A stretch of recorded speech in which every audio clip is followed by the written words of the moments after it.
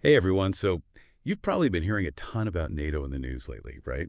Seems like everyone's talking about it. And yeah, it can seem kind of overwhelming, all those treaties, all that history. Where do you even begin? Well, that's what we're diving into today. We're going to unpack NATO, what it is, why it matters, and what it means for, well, you. You ready to dig in? Okay, so first things first, the absolute basics. NATO stands for the North Atlantic Treaty Organization. Basically, it's like a big club, but instead of bake sales, they've got, well, tanks and fighter jets. 30 countries are part of it. 30. The U.S. and Canada are in it. Obviously, that's important, especially for you guys. But yeah, it's a whole bunch of countries, mostly in Europe, all promising to have each other's backs if things go sideways. And the big deal, the thing that makes everyone nervous is this thing called Article 5. It's basically the alliance's tripwire. If one member gets attacked, everyone considers it an attack on the whole group. Exactly. It's the ultimate act of solidarity, and it has huge implications, especially now with everything going on in Ukraine. Everyone's tiptoeing around Article 5 because, let's be honest, nobody wants to trigger a full-blown conflict. Right. And, Article 5, it's only actually been used once after 9/11. That's when all those other NATO countries joined the U.S. and Afghanistan.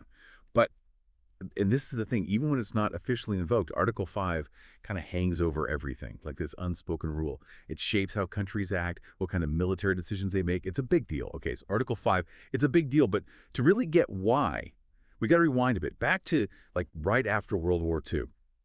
Imagine the world's still kind of shaky from the war, and this whole new standoff is brewing, right? The U.S. and its allies on one side, the Soviet Union on the other. Super tense times. That's the Cold War, by the way. And that's where NATO comes in. 1949, the U.S., Canada, a bunch of Western European nations, they all get together and they're like, okay, we need to create a united front. We got to show the world, and especially the Soviets, that we're in this together. An attack on one is an attack on all, that kind of thing. Back then, the Soviet Union, they were seen as the big bad, the threat everyone was worried about. Of course, now it's, well, history's messy, right? Things weren't quite so black and white. But anyway, the Soviets, they weren't just going to sit around. Oh, yeah, they had their own club, the Warsaw Pact, basically their version of NATO. It was like this big global chess match, NATO versus the Warsaw Pact. Exactly. And as if things weren't complicated enough already, NATO's membership, it didn't stay static. Not at all. It totally morphed over time, kind of mirroring how global power was shifting. You had countries joining, leaving, coming back. Fascinating stuff. Like, take Spain, right? They joined in '82. But that wasn't just some random Tuesday decision. That was a huge deal. Spain had just transitioned from dictatorship to democracy, and joining NATO, it was like their official signal that they were aligning with the West. Wow. So even way back then, joining NATO, it wasn't just about military strategy. It was about sending a message. And get this, after the Berlin Wall came down and the Soviet Union dissolved, a bunch of former Warsaw Pact countries, they actually flipped sides. They joined NATO. Right. Talk about a plot twist. But it goes to show you the pull of collective security. It's strong. These countries that were once considered, potential adversaries, they saw the benefits of joining the winning team. It was about stability, about boosting their own security, but also, I think, about making a clean break from their past. A way of saying, we're with NATO now. So then what happened when the Soviet Union, the whole reason NATO was formed in the first place, what happened when that threat was gone? Did anyone say, well, this was fun, everyone, good game, see ya? You'd think so, right? But it wasn't that simple. See, getting rid of an enemy is one thing, but figuring out what comes next, that's way more complicated. Even without the Soviet Union, Russia was and still is a major player. And figuring out their intentions, that became the new challenge. Okay, but what about the U.S.? They've always been kind of a big deal in NATO, right? Like the leader of the pack. Did that ever cause any problems? Oh, totally. Remember France in the 60s? They almost bailed on the whole thing because they felt like the U.S. was calling all the shots. And honestly, that tension, that whole question of, is the U.S. pulling too much weight? Are other countries doing enough? That's been a constant theme within NATO. And those tensions, they didn't exactly fade away, did they? Not really, no. I mean, 2014, Russia annexes Crimea.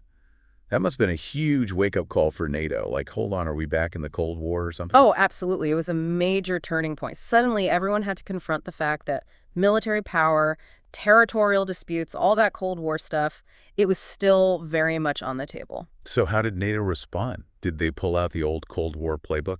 Kinda, yeah. They definitely stepped up their game in Eastern Europe. More military exercises, more troops deployed closer to Russia. Just a way of saying, we're watching you. And it's not like NATO's exactly lacking in the military department, right? I mean, think about it. 36 million troops. That's like a whole country's worth of people ready to mobilize. It's massive. And the budget to match. We're talking about an annual budget that's almost equivalent to Spain's entire economy. Wow. Okay, so they've got the manpower, they've got the money. But it's not always smooth sailing within NATO, right?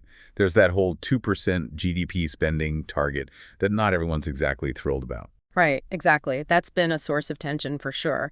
See, not every NATO member has been hitting that 2% target. Some big names, Germany, Canada, they've fallen short. And that's caused some grumbling, especially from the U.S., because they're shouldering a huge chunk of the burden, something like 70%. 70%. Yeah, 70%. So you can see why they might feel a little put out. It's like that group project all over again, right? Totally. So where does that leave NATO? I mean, in a world with terrorism, climate change, cyber warfare, is this giant military alliance still relevant? That's the billion-dollar question, isn't it? The world has changed a lot since NATO was born. And yeah, there are definitely people who say it's outdated, a relic of the past. But NATO's been evolving too, trying to adapt to these new threats. It's a lot to wrap your head around, from Cold War standoffs to, well, whatever you'd call what's happening now. But hopefully you've got a better sense of why NATO matters, how it's shaped global events, and the challenges it's facing. And as you're pondering all that, here's one final question to chew on. Do you think a new superpower will emerge to challenge NATO? Could we be headed toward a multipolar world where power is more evenly distributed? Or are we stuck with this, well, this kind of uneasy status quo? Lots to think about. Thanks for joining us for this deep dive into the world of NATO. Until next time.